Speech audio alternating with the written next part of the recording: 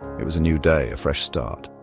A chance to do good work. I pulled on my uniform, ready for another day on the job of driving my bus that I had become so accustomed to driving, a job I usually liked, a job that mattered to some people. I headed out. My bus, number 42, waited patiently. It felt like an old friend. I did my checks, lights, blinkers, tires, brakes. I took a deep breath. Another day ahead. Follow the route, get to the next stop, stay the course. This is what matters. I felt a sense of purpose settle over me. This was my role. This was my contribution. The first few stops were easy. Sleepy faces, quiet nods. Some people read books, others looked out the window. The rhythm of the route was comforting. Stop, open doors, close doors, go. It was like a dance I did every day. I enjoyed seeing the regulars. It felt good to be a steady part of their day, but life, like a bus route, isn't always smooth. Sometimes you get passengers you don't expect. Sometimes the journey gets bumpy. I try to be ready for anything. It's part of the job, but sometimes that's easier said than done. Around the third major stop, things changed. A group of them got on, loud voices, sharp laughter that wasn't kind. They swaggered down the aisle. They didn't care about the other passengers. They didn't care about the quiet of the morning. Their energy was like a dark cloud. It filled the bus quickly. I felt a knot tighten in my stomach. I knew this kind of energy. It usually meant trouble, or at least a very long, uncomfortable ride for everyone. I kept my eyes on the road. I tried to focus, but their voices were hard to ignore.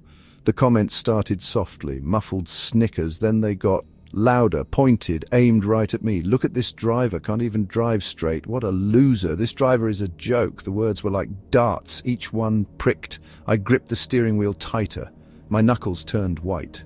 Their negativity was so loud, it was a struggle to keep my composure. My frustration grew. I wanted to tell them to be quiet, to show some respect, but I knew that would just make it worse. Engaging with that kind of energy rarely helps. It often just fuels the fire. But inside, I was screaming. It was at that moment one of them said, "Hey, bus driver, turn left." It was a strange request because turning left at that point was not part of the route. But I thought, hey, if it gets them to quiet down, fine, I'll just get back on my route later. Surprisingly, it worked. They quieted down. I felt some relief, but I was off course. A little while later, as I'm trying to get back on track, they again blurted out, "Hey, bus driver, turn left." I didn't want to have to feel the stress they caused me again, so I did it and made another left. They were essentially the ones driving the bus now, not me. And here I was, making one left turn after another, driving and driving in circles. The realization hit me hard. I'd let their negativity steer me wrong, literally. The bus was quiet for a moment. The weight of their words and my mistake felt heavy on me. "What now? How do I get back?" The hecklers started up again. "See? Told you this driver was useless. This idiot can't do anything right." Their voices felt even sharper now. They were feeding on the mistake now, the one I let them cause. I felt small, ashamed. It was exactly what they wanted, I realized. They wanted a reaction. The careful composure I tried to maintain had cracked. I was so frustrated with myself. It felt like I was drowning in negativity. I pulled the bus over to the side of the road. I needed a moment, just a moment to think, to breathe. The hecklers laughed, and there was my bus, parked on the side of the road, going nowhere. "Giving up already?" one of the hecklers shouted, laughing. I closed my eyes for a second. I tried to shut out their voices. I tried to find that calm place inside me, the one I had started the day with. It felt so far away now, so buried under layers of anger and self-doubt. This wasn't just about a wrong turn anymore.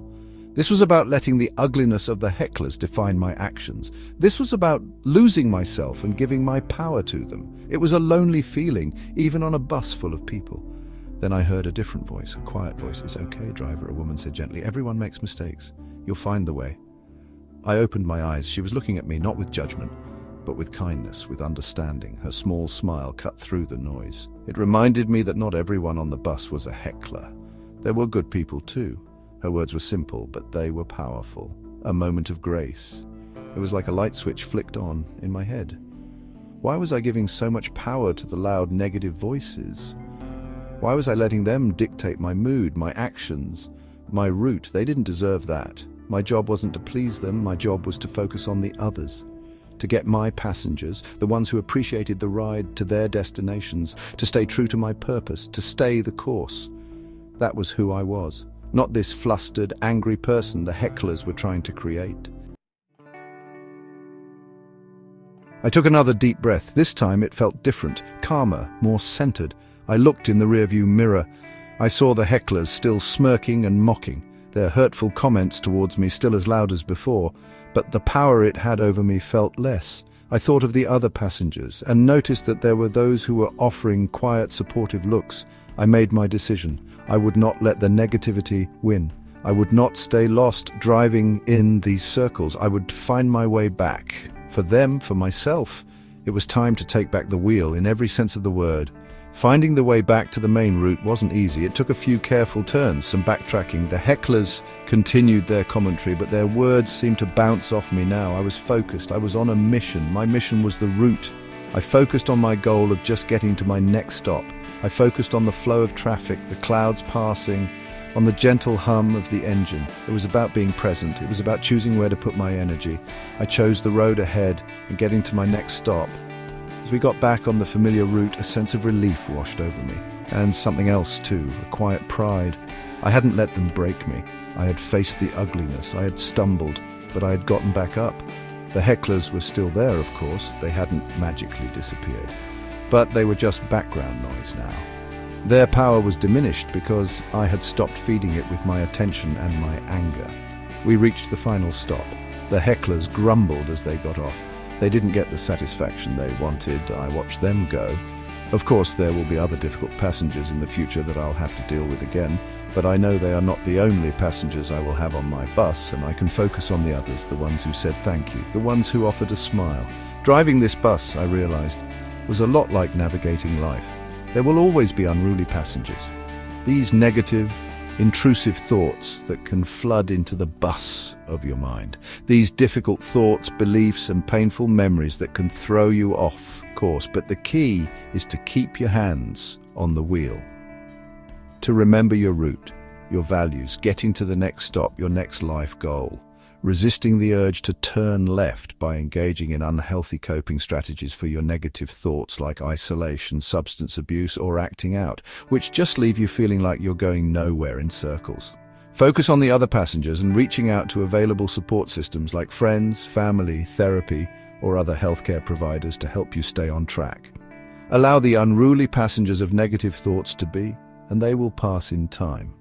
Focus instead on engaging fully in actions that are in line with your values, and you will find purpose and meaning as you move forward on your journey. Think about what the parable of the passengers on the bus means for you and how you can better cope with the difficult thoughts that can enter into your mind. Thanks for watching.